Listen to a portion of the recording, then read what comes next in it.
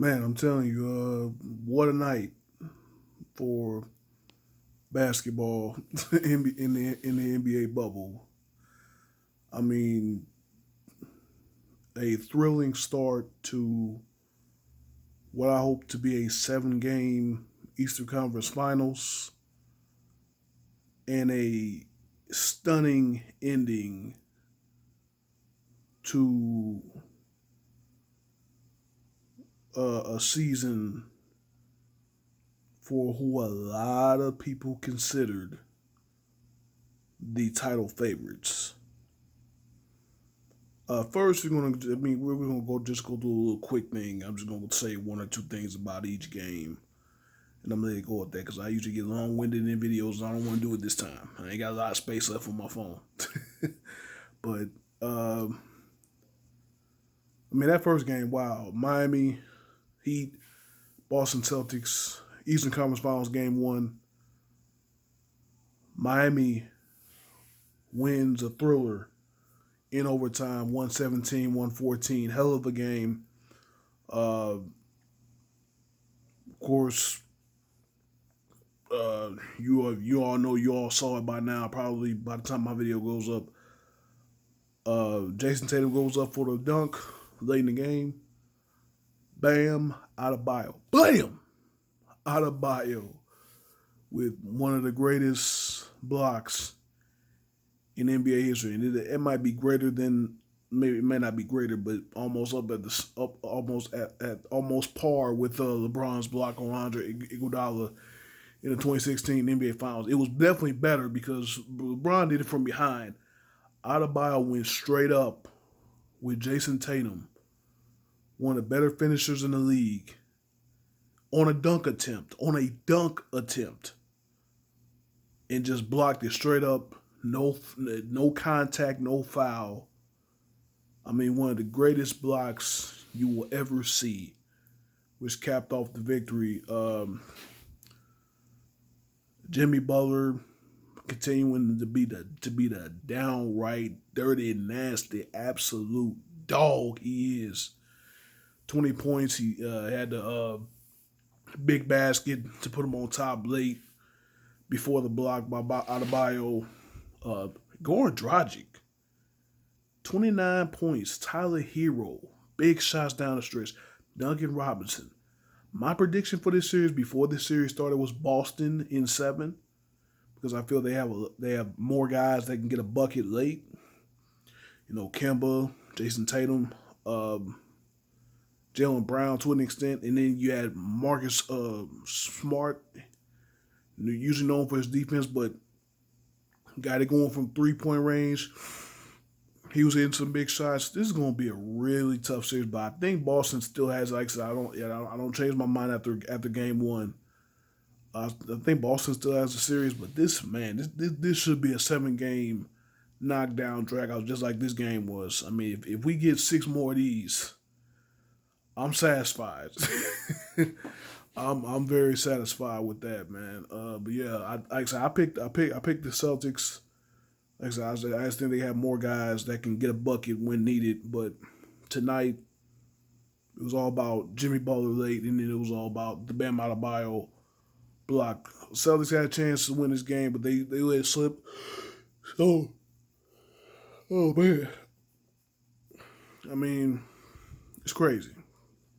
It's crazy. But yeah, yeah, like I said, Celtics in 7. If I'm wrong, I'm wrong. I really don't care because neither one of those teams are my favorite. So I don't have a favorite. I guess I don't really have a favorite team. I have a favorite player in LeBron James. But speaking of LeBron James, we're gonna move on to the next game featuring an LA team, and featuring the Denver Nuggets. Of course, Game 7. Winner will go on to take on LeBron James and the LA Lakers. Of course, I'm talking about the LA team. I'm talking about is the Clippers. Title favorites coming in here. People call them the deepest team. People call them the team with the best defensive talent.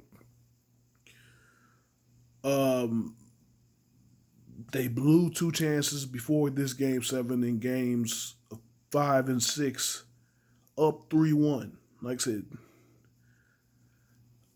best defensive talent, deepest team, sixth man of the year in Montrezl Harrell. Uh, two all defensive, two first team all defensive selections. Kawhi Leonard, uh, uh, Patrick Beverly, Paul George, one of the best perimeter defenders. Lou Williams, instant microwave offense off the bench. Full strength. That was the thing at the beginning of the season. They weren't full strength. Oh, Kawhi with a little management. Paul George coming off the double shoulder surgery. That was the one thing we were talking about the Clippers. Oh, the Clippers aren't full strength. Clippers were full strength in this bubble. They were full strength. Like Kawhi, Lou Williams, Paul George, Patrick Beverly. Well, Patrick Beverly was kind of hurt, but they really didn't miss him that much in those games that they won. You know, who else am I saying? Marcus Morris, Sr. You know, these guys were healthy. And they blow a 3-1 lead. The Nuggets, I forget the final score. The Nuggets win by double digits. I mean, I just coming into this game, so I just felt there was no way that a Doc Rivers coached, Kawhi Leonard led LA Clippers team would lose to the Denver Nuggets. There's no way. This is embarrassing. This may not be as bad as Golden State losing their 3-1 lead to Cleveland in the 2016 finals. But this is pretty damn bad. I mean, for a team that was deemed by a lot of fans and experts as the title favorites, with the reigning finals MVP, like I said, with two all defensive first team selections, with Paul George, again, playoff P, not in a good way. You know, I mean, this is amazing. This is amazing. You know, I mean, I am just speechless at how disappointed I am. Honestly, there was a lot of people that felt that, you know, we wouldn't see this LA versus LA conference finals because one, the LA team couldn't hold up their end of the bargain, and a lot of people thought that was the Lakers. Oh, Portland, the hot team coming into the playoffs. They're not your average 8th seed. Got them out in 5 games. Houston Rockets, two MVPs. Russell Westbrook, James Harden, small ball. They're on it. They've been on it. They were on a tear before the season got interrupted. Gone in 5 games. Then you had the Clippers, who should have maybe an easier road to the finals, at least conference finals, as a 2 seed. You know, first round, Dallas Mavericks. You seen the struggles in that series with Luka Doncic and them guarding Luka Doncic and Kristaps Porzingis. You remember what? Game 1, Kristaps Porzingis gets 2 technicals, gets ejected. Heck, if there's a pretty strong case that if Kristaps Porzingis plays the rest of Game 1 in that series, Dallas may have won that series, or definitely won Game 1. There's a pretty strong case that Dallas may have won that series if Kristaps Porzingis didn't get ejected in Game 1 of that series and stayed healthy because he got hurt. He got injured later in the series, couldn't finish the series. And then this series, up 3-1. Up 3-1. All this talent assembled. Like I said, one of the great defensive rosters you could ever put together. Like I said, Paul George, Kawhi Leonard, Patrick Beverly, you know, it's supposed to be a nightmare for guys like LeBron James. Let's get Marcus Morris too. Throw him in there. It's supposed to be a nightmare. And not only does Luka Doncic torch him, Jamal Murray torches him. But of course, their real weakness, not being able to guard an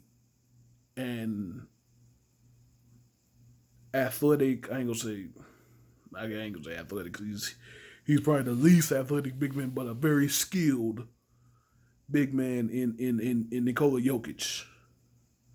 When Jokic got it going games 5, 6, and 7, started playmaking, started putting the ball in the bucket. That's when Denver took control of this series. That was the Clippers' main weakness coming into this bubble. Hell, all season they just did not have a guy that could stop a big man. They thought Joakim Noah would work. No. Ivica Zubic. No, he didn't work. And their true weakness was what really killed him. Nikola Jokic played his ass off in these in games 5, 6, and 7, and of course Jamal Murray played his ass off.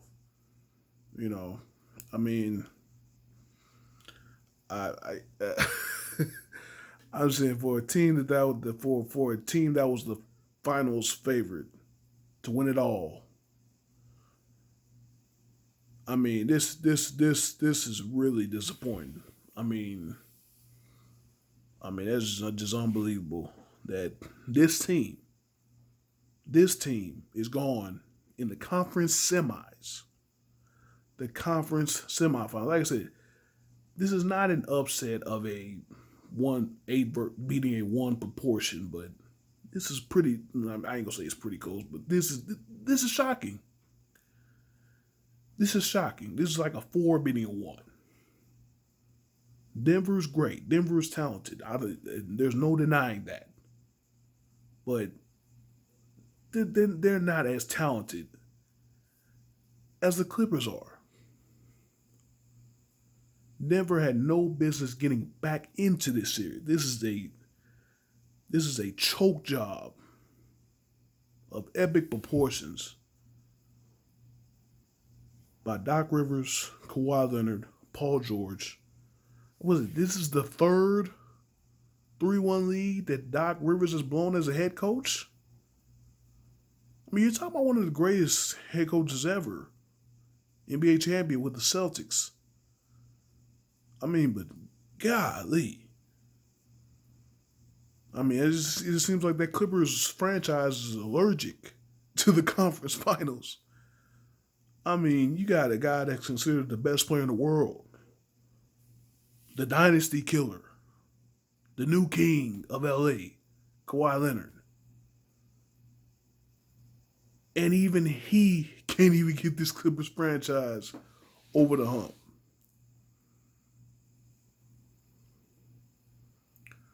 Man, like I said, this video's way too long for my liking. I got long-winded again, but I just disappointed, man.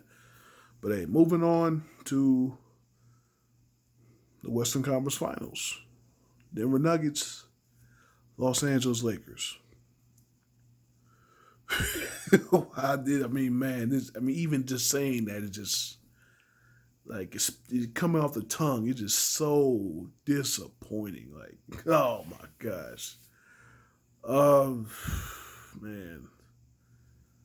Like I said, much credit to Denver. Denver, they definitely wanted it. And in order for them to have a chance in this series, they're going to need their guys, Jamal Murray, Nikola Jokic to show up. They're going to need Michael Porter Jr. to play like a madman that he's played like.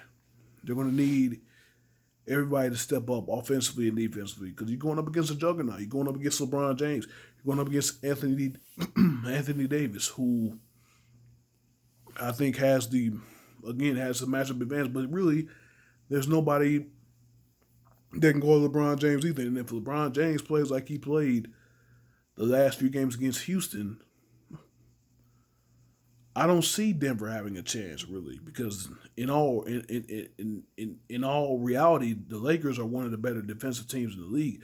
When they lock down, even without Avery Bradley, when the Lakers lock down, they lock down. You see what happened to Houston.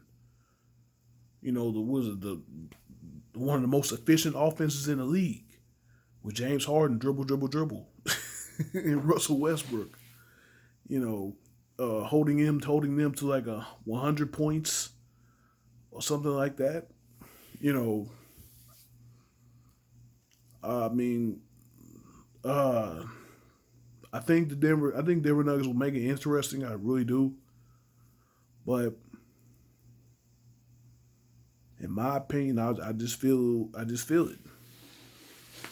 I just feel this is the Lakers' time. I mean, conference finals first time since 2010. Uh, Nuggets first time since I think it was 2008, 2009. I think it was 2008. But I think it should be a good series. But if we get the LeBron James and Anthony Davis that I expect, then I believe the Lakers will advance to the NBA Finals in 6 games. It's my official prediction for the Western Conference Finals. Lakers in 6 over the Denver Nuggets. But yeah, man.